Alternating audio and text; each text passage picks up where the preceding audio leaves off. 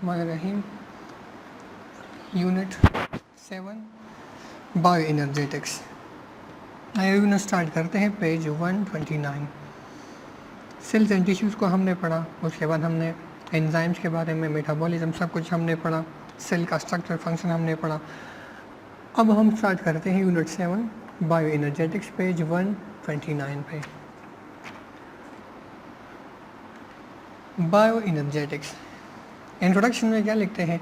In the previous unit you have learned about many activities that living organisms perform. Living things की body में बहुत सारी activities होती है, जिस तरह हमने एंजाइम के बारे में पढ़ा कि वो मेटाबॉलिज्म को स्पीड अप करते हैं। सेल्स एंड टिश्यूज़ में हमने ये पढ़ा कि हर एक सेल का ख़ास स्ट्रक्चर, ख़ास फंक्शन है, फिर हर एक ऑर्गेनल का एक ख़ास फंक्शन हमने पढ़ा। These include cell division, cell cycle हमने पढ़ा, तो सेल डिवीजन जो मुख्तलिफ एक्टिविटीज़ लिविंग थिंग्स की बॉडी में होती है। फिर रिस्पायरेशन है, जिसमें सेल डिवीजन में सेल डिवाइड होते हैं, रिस्पायरेशन में जो फूड हम यूटिलाइज करते हैं, जो हम फूड खाते हैं, खुराक, उससे एनर्जी बनती है। ग्रोथ, इसी तरह इरिटेबिलिटी। इरिटेबिलिटी क्या है? The ability of a living thing to react और respond to the external stimuli. उसको हम क्या कहते हैं? उसको हम कहते हैं इरिटेबिलिटी। इरिटेबिलिटी क्या है? सेंसिटिविटी जिसको हम कहते हैं। इरिटेबिलिटी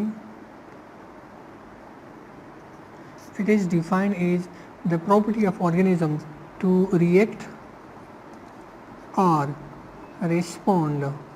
रिस्पॉन्ड या रिएक्ट मतलब जवाब देना, किस चीज़ को? टू द एक्सटर्नल स्टिमुलाई, या हम एक्सटर्नल की जगह हम लिखते हैं टू रिएक्ट और रिस्पॉन्ड टू द स्टिमुलाई। इसको हम काटते हैं। अब इसको हम कहते हैं इरिटेबिलिटी या सेंसिटिविटी भी है, इसको हम कहते हैं सेंसिटिविटी। फॉर एग्जांपल, हमें प्यास लगती है, थर्स्ट, ये क्या है? सेंसिटिव है। हमें कोल्ड फील होता है, हमें हॉटनेस फील होती है, हमें पेन फील होता है। इसी तरह हम जो है मुख्तलिफ़ किस्म की इन्वामेंटल जो फैक्टर्स हैं, इन्वामेंटल फैक्टर्स जितनी भी हैं, उनको हम क्या करते हैं? उनको हम रिस्पॉन्स देते हैं। लाइट, इस तरह डे, इस तरह नाइट, क्लाउड्स, विंड्स, इस तरह बहुत सारी जो इन्वामेंटल चेंजेस हैं उनको हम रिस्पॉन्स देते हैं, उनके मुताबिक हम खुद को एडजस्ट करते हैं। तो अब ये क्या है? ये इरिटेबिलिटी है। लिविंग थिंग्स में हमेशा एक्सटर्नल जो स्टिमुलाई है उसको रिस्पॉन्स देते हैं। अब ये सर्वाइवल ऑफ ऑर्गेनिजम्स के लिए, जिंदा रहने के लिए, ये इरिटेबिलिटी एक इम्पॉर्टेंट रोल प्ले करता है। तो इरिटेबिलिटी भी एक फंक्शन है, एक्टिविटी है। All these activities are possible because of chemical reactions occurring in their bodies. अब इन तमाम रिएक्शंस को, इन तमाम एक्टिविटीज़ को हम क्या कहते हैं? ये तमाम एक्टिविटीज़ क्यों होती हैं? क्योंकि लिविंग थिंग्स की बॉडी में मुख्तलिफ़ किस्म की रिएक्शंस होती है, जिसको हम मेटाबॉलिज्म कहते हैं। हमने इसके ऊपर दो टाइप्स पढ़े थे, एनाबॉलिज्म, कैटाबॉलिज्म। कंस्ट्रक्टिव प्रोसेस है और दूसरा कैटाबॉलिज्म डिस्ट्रक्टिव प्रोसेस है। उसकी हमने एग्जाम्पल्स भी पढ़ी है। Some reactions are require energy while other reaction release energy. कुछ रिएक्शंस के लिए एनर्जी रिक्वायर्ड होती है, जिस तरह फॉर एग्जांपल कोई बॉन्ड्स बनते हैं तो उसके लिए एनर्जी रिक्वायर्ड होती है। जिस तरह अगर प्लांट्स है फोटोसिंथेसिस करते हैं, इस तरह हमारी बॉडी में प्रोटीन सिंथेसिस है, डीएनए वगैरह की रिप्लिकेशन है, इसी तरह हार्मोन्स हैं, और भी बहुत सारी फंक्शंस हैं। तो उनके लिए कुछ रिएक्शंस के लिए एनर्जी रिक्वायर्ड होती है, while other reaction release energy. कुछ रिएक्शंस ऐसी हैं जो एनर्जी रिलीज करते हैं। Organisms have very sophisticated system of capturing, storing and utilizing energy. Organisms have very sophisticated. Sophisticated का मतलब है सादा, सिंपल। अच्छा, of capturing, storing sunlight. Sophisticated का हम ये भी लिख सकते हैं कि सादा, जो सादा हालत में ना हो। इस तरह हम कह सकते हैं कि सोफिस्टिकेटेड का मतलब है कि सादा हालत में ना हो, एक थोड़ा सा कम्प्लेक्स स्ट्रक्चर। सॉरी, फर्स्ट जो है सादा हमने पढ़ा, तो सोफिस्टिकेटेड को हम कहते हैं सादा हालत में जो ना हो, थोड़ा सा कम्प्लेक्स है।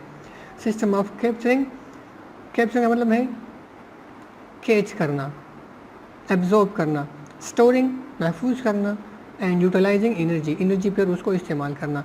In this unit you will study nature of energy, इस तरह एनर्जी क्या है, यूज बाय ऑर्गेनिजम्स, कौन सी एनर्जी इस्तेमाल करते हैं, एंड द बेसिस, अच्छा the basic process by which organisms capture and store energy, के ऑर्गेनिज्म किस तरह एनर्जी को स्टोर और उसको यूटिलाइज करते हैं, यूज़ करते हैं। अच्छा, अब बायो एनर्जेटिक्स क्या है? बायो एनर्जेटिक्स ये बायोलॉजी की वो ब्रांच है जिसमें हम ये पढ़ते हैं कि लिविंग थिंग्स की बॉडी में एनर्जी किस तरह एक फॉर्म से दूसरी फॉर्म में चली जाती है।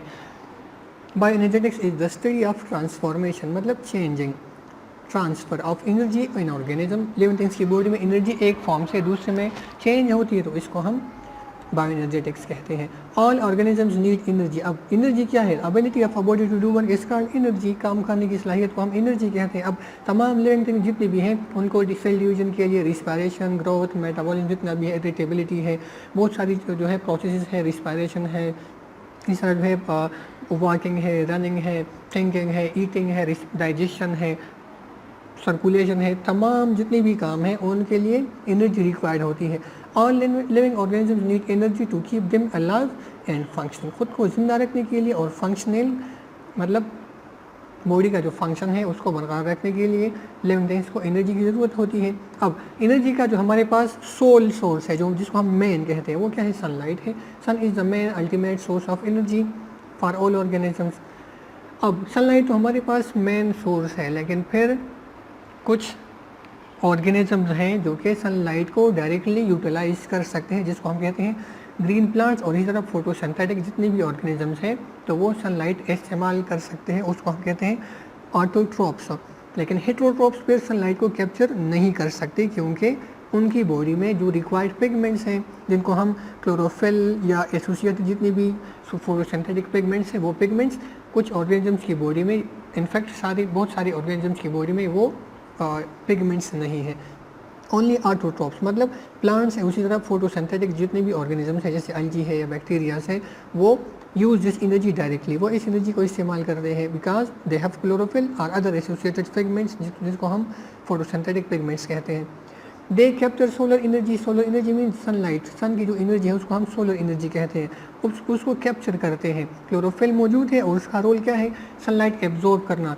700 टू 680 टू 700 नैनोमीटर जो है वेवलेंथ वाला लाइट ये एब्जॉर्ब करता है क्लोरोफिल।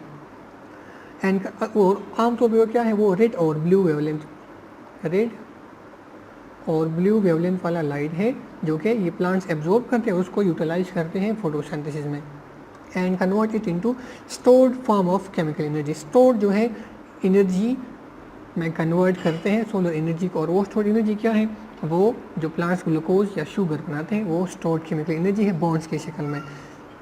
अब यहाँ पर एनर्जी स्टोर हो गई, एनर्जी रिक्वायर्ड है सनलाइट एनर्जी और वो स्टोर हुई केमिकल फॉर्म में by the process of photosynthesis.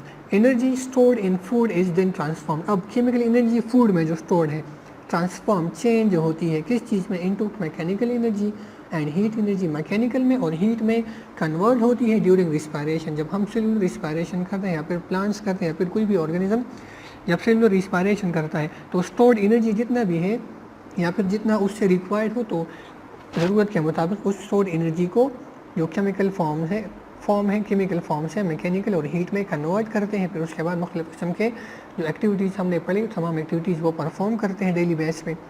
Thus, the two main processes involving energy transformation are photosynthesis and respiration.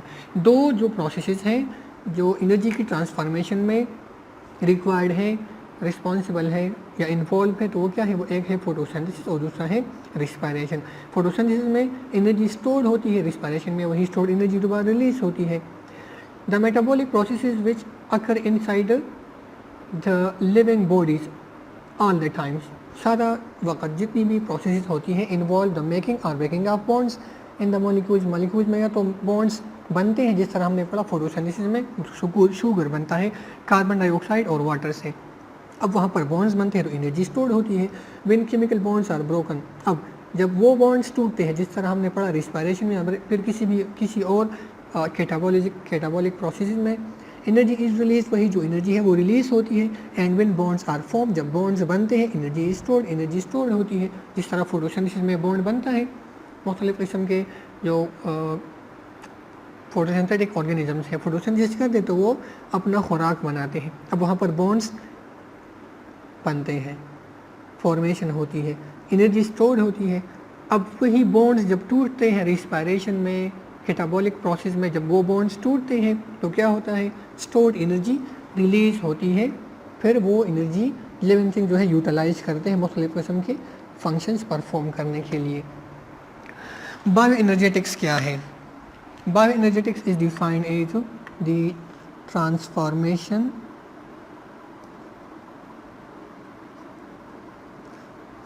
of energy from one form to another form, from one form एक हालत से energy transfer होती है into another,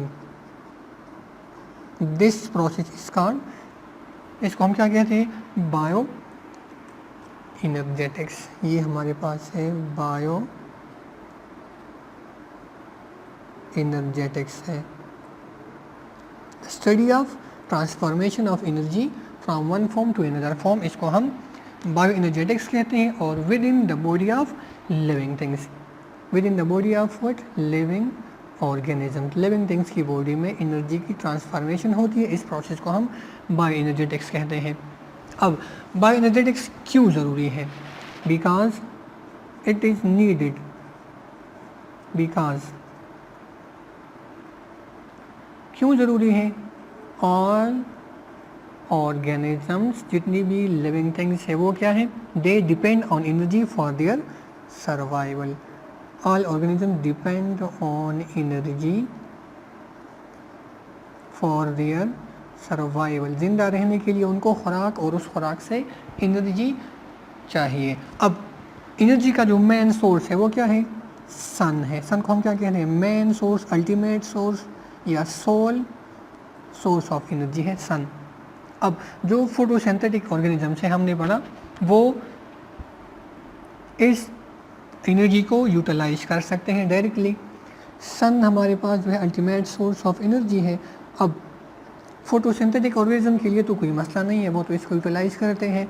अब जो heterotrophs है फिर वो इसको डायरेक्टली यूटिलाइज नहीं करते, तो वो फिर क्या करते हैं, वो स्टोर केमिकल एनर्जी को फिर ऑब्टेन करते हैं, इनडायरेक्टली प्लांट्स पे फीड करते हैं या फिर और एनिमल्स पे फीड करते हैं, और उसके बाद वो अपना एनर्जी वहाँ से ऑब्टेन करते हैं। तो हमारे पास जो मेन सोर्स है वो क्या है, सनलाइट है। This sunlight is utilize only by autotrophs. Autotrophs can use directly sunlight की जो सोलर एनर्जी है। ऑटोट्रॉप्स वो प्लांट, वो ऑर्गेनिज्म जो अपना खुराक खुद तैयार करते हैं उनको हम ऑटोट्रॉप्स कहते हैं। तो ऑटोट्रॉप्स खुद इसको एनर्जी को यूटिलाइज कर सकते हैं। जैसे कि ग्रीन प्लांट्स हैं, कुछ अलजी है, फोटोसिंथेटिक अलजी है, इस तरह कुछ बैक्टीरिया है, ब्लू ग्रीन अलजी या साइनोबैक्टीरिया एक्सेट्रा, उनमें क्या है, उनमें फोटोसिंथेटिक पिगमेंट्स हैं। तो वो इस सनलाइट का जो सोलर एनर्जी है उसको यूटिलाइज कर सकते हैं, लेकिन हेटरोट्रॉप्स पर उसको यूटिलाइज नहीं कर सकते। अब प्लांट्स किस तरह या फिर फोटोसिंथेटिक ऑर्गेनिजम्स किस तरह इस्तेमाल करते हैं, तो सोलर एनर्जी होती है, सोलर एनर्जी वो क्या करते हैं, कैप्चर करते हैं। प्लांट्स सोलर एनर्जी को कैप्चर करते हैं, कन्वर्ट करते हैं किस चीज़ में, केमिकल फॉर्म में। जब फोटोसिंथेसिस करते हैं तो वो केमिकल फॉर्म में क्या करते हैं, चेंज करते हैं। तो यहाँ पर सोलर एनर्जी चेंज हो गई केमिकल फॉर्म में, ये क्या है, बायो एनर्जेटिक्स है। इसकी स्टडी को हम बायो एनर्जेटिक्स कहते हैं। अब इस प्रोसेस को हम फोटोसिंथेसिस कहते हैं। उसके बाद जो स्टोर्ड केमिकल एनर्जी है, केमिकल एनर्जी, उस स्टोर्ड केमिकल एनर्जी जिसको हमने कहा ग्लूकोज है, शुगर है, उस स्टोर्ड केमिकल एनर्जी को फिर कन्वर्ट करते हैं किस चीज़ में, मैकेनिकल में प्लस हीट में। तो मैकेनिकल और हीट एनर्जी ये केमिकल एनर्जी से बन गई। अब यहाँ सोलर एनर्जी से ट्रांसफॉर्मेशन हो गई किस फॉर्म में, केमिकल फॉर्म में। और फिर केमिकल फॉर्म से ट्रांसफॉर्मेशन किस चीज़ में हो गई, केमिकल फॉर्म से एनर्जी ट्रांसफ़र हो गई, चेंज हुई किस चीज़ में, मैकेनिकल फॉर्म में। अब ये क्या है, ये बायो एनर्जेटिक्स है। तो अब केमिकल फॉर्म से मैकेनिकल में कन्वर्ट करना, इस प्रोसेस को हम क्या कहते हैं, ये हमारे पास रिस्पायरेशन हुआ, और वो क्या है, वो हमारे पास फोटोसिंथेसिस है। तो ये एनर्जी की ट्रांसफॉर्मेशन है with in the body of living things. अब ऑटोट्रॉप्स इस एनर्जी को डायरेक्टली इस्तेमाल करते हैं, फिर फोटोसिंथेसिस करते हैं। CO2 H2O in the presence of sunlight and chlorophyll क्या बनता है, C6H12O6 जो मेन प्लांट्स का खुराक है, ग्लूकोज बनता है प्लस ऑक्सीजन भी बनता है प्लस कुछ वाटर मॉलिक्यूल्स, लेकिन कंसंट्रेशन हमारे यहाँ पर है। तो अब ये एनर्जी, सोलर एनर्जी कन्वर्ट हो गई इस चीज़ में, केमिकल फॉर्म में, और उसके बाद जब ये ग्लूकोज दोबारा रिस्पायरेशन में हिस्सा लेता है तो फिर क्या होगा, ग्लूकोज से बनती है एनर्जी, CO2 बनता है, कार्बन डाइऑक्साइड रिलीज होगा, उसके बाद H2O plus energy in the form of ATP। तो अब ये क्या है, ये मैकेनिकल फॉर्म में और हीट फॉर्म में कन्वर्ट हो गई। ये सारा प्रोसेस क्या है, इसको हम बायो एनर्जेटिक्स कहते हैं। और जितनी भी मेटाबॉलिक प्रोसेस हैं उनमें या तो बॉन्ड्स टूटते हैं या फिर बॉन्ड्स बनते हैं। जब बॉन्ड्स बनते हैं एनर्जी स्टोर होती है, जब बॉन्ड्स टूटते हैं तो एनर्जी रिलीज होती है। अब यहाँ पर ये क्या है, ये ग्लूकोज है। अब ग्लूकोज इस यहाँ कार्बन हाइड्रोजन ऑक्सीजन के आपस में बॉन्ड्स है, ये बॉन्ड्स जब बनते हैं तो एनर्जी स्टोर होती है और फिर रिस्पायरेशन में हिस्सा लेते हैं तो यही बॉन्ड जो है वो क्या है, टूट जाते हैं। अब बॉन्ड्स के टूटने से क्या होता है, ये ऑक्सीजन इस रिएक्शन में जो है हिस्सा लेता है प्लस एंजाइम यूटिलाइज होते हैं, तो ये बॉन्ड्स के टूटने से एनर्जी रिलीज होती है। और ये सारा जो प्रोसेस है एक फॉर्म से दूसरी फॉर्म में एनर्जी की कन्वर्जन, इसको हम बायो एनर्जेटिक्स कहते हैं।